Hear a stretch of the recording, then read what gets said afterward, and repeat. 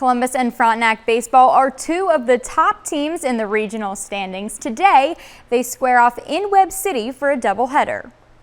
Columbus enters with a 14-1 record. Frontenac is 14-2.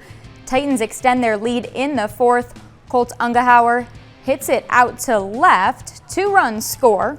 Next inning is a big one for Columbus. Caden Cox doubles down the third baseline. It stays fair. Another 2 runs come home. Still going, Brett Hamilton knocks it through the gap. 7 runs score in the 5th. Titans dominate Game 1, rolling by Frontenac 12-1.